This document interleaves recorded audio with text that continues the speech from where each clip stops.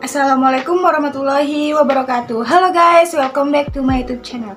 Perkenalkan, nama saya Nur Ida Sari, NPM 2023-2007 dari kelas A2 K11. Di sini saya akan menjelaskan materi tentang presentasi. Yang pertama, pengertian presentasi. Presentasi adalah penyajian suatu ide, pemikiran, program, produk atau layanan. Presentasi biasa dilakukan oleh pemateri pelatihan, dosen, guru, marketer, dan sebagainya. Presentasi termasuk kegiatan berbicara, komunikasi lisan, atau komunikasi verbal di hadapan banyak orang atau public speaking. Ada beberapa pengertian presentasi menurut para ahli. Menurut Triwidodo dan Joko Kristanto, pengertian presentasi yaitu suatu bentuk laporan lisan mengenai fakta tertentu kepada komunikan. Dan menurut Erwin Sutomo, presentasi merupakan sebuah kegiatan aktif di mana seorang pembicara menyampaikan dan mengkomunikasikan ide serta informasi kepada sekelompok audiens. Sedangkan menurut Tera C. Triwahyuni dan Abdul Qadir, presentasi merupakan kegiatan yang penting dalam mengkomunikasikan suatu gagasan kepada orang lain dengan berbagai tujuan. Misalnya, untuk menarik audiensi agar membeli produk menggunakan jasa atau untuk kepentingan orang lain. Selanjutnya, tujuan presentasi, yaitu 1. Menyampaikan informasi dalam pendidikan maupun dunia kerja. Presentasi sangat dibutuhkan dalam menyampaikan informasi. Dalam dunia pendidikan, misalnya presentasi berfungsi untuk memudahkan siswa menerima materi pelajaran. Begitu pula banyak pada perusahaan melakukan presentasi bertujuan untuk menyampaikan informasi yang berkaitan dengan materi kerja. Yang kedua, mempengaruhi presentasi untuk mempengaruhi orang lain dilakukan ketika pemateri ingin audiens melakukan sesuatu, apakah mereka akan membeli produk, menyetujui proposal, menerima ide, atau melakukan suatu tindakan lainnya. Presentasi jenis ini bisa dilakukan seorang salesman untuk mempromosikan barang dagangannya. Yang ketiga, motivasi dan menginspirasi pendengar untuk melakukan suatu tindakan. Demi tercapainya suatu tujuan, perusahaan, seorang pimpinan dituntut untuk mengarahkan dan membimbing para karyawannya agar dapat bekerja secara maksimal dan tidak lupa untuk memperhatikan kualitasnya. Kegiatan memotivasi tersebut dapat dilakukan dengan mengadakan suatu forum. Jadi di sini ada 4 jenis presentasi. Keempat jenis presentasi itu adalah 1. Presentasi informatif.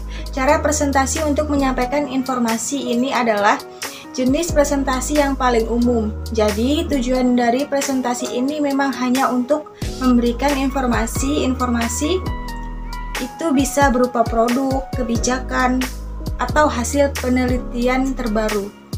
Jenis presentasi informatif ini juga umumnya digunakan oleh para peneliti ketika mengumumkan hasil sebuah riset atau penelitian terbaru.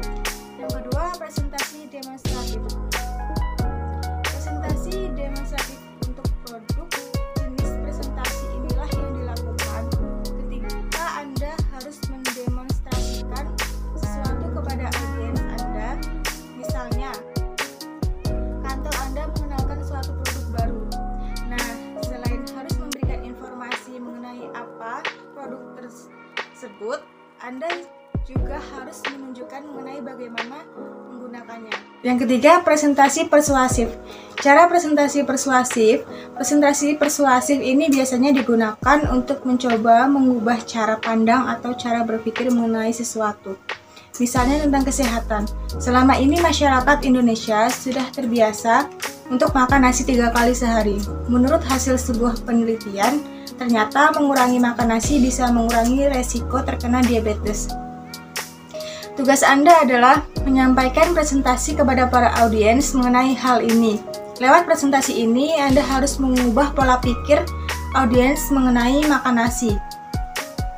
Anda harus membuat audiens berpikir bahwa makan nasi tidak perlu 3 kali sehari, tapi cukup 1 atau 2 kali saja.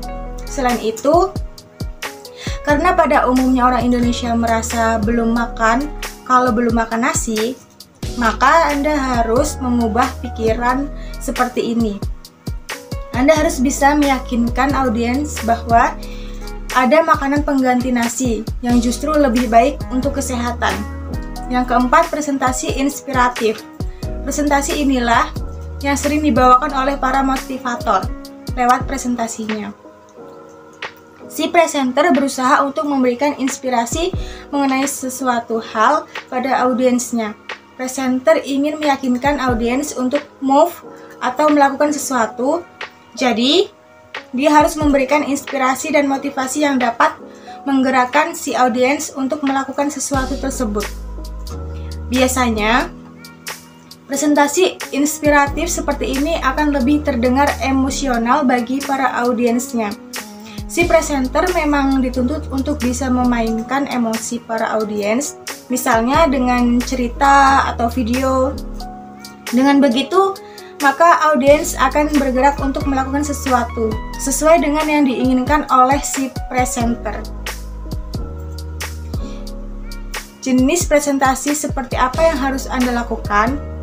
Setiap jenis presentasi tentu membutuhkan teknik tersendiri agar apa yang harus Anda sampaikan kepada audiens benar-benar dapat diterima, dimengerti, dan dipahami oleh mereka. Selanjutnya ada media presentasi. Jadi di sini ada beberapa media presentasi yang sering digunakan untuk melakukan presentasi.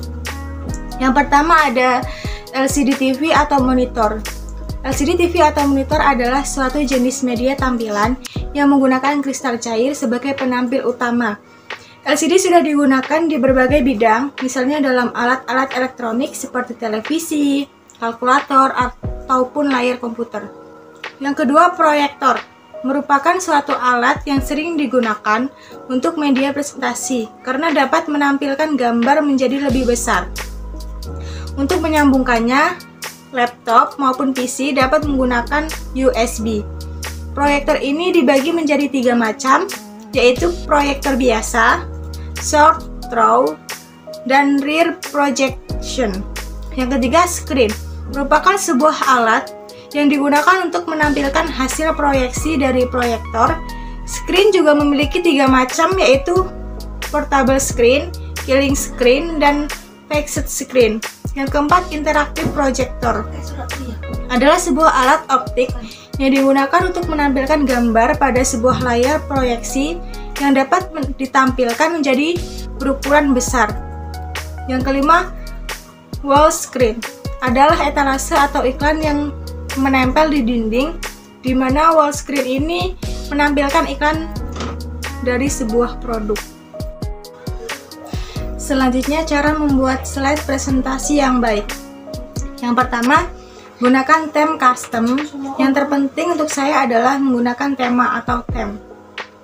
PowerPoint custom pastinya Microsoft memiliki tema built-in yang bisa Anda gunakan secara gratis.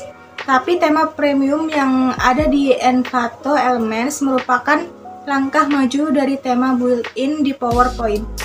Alasan mengapa tema-tema ini sangat berguna adalah karena mengandung banyak gagasan. Mereka lebih dari sekedar seperangkat warna dan font pilihan. Sebagai gantinya, tema-tema ini hadir dengan gagasan untuk desain slide.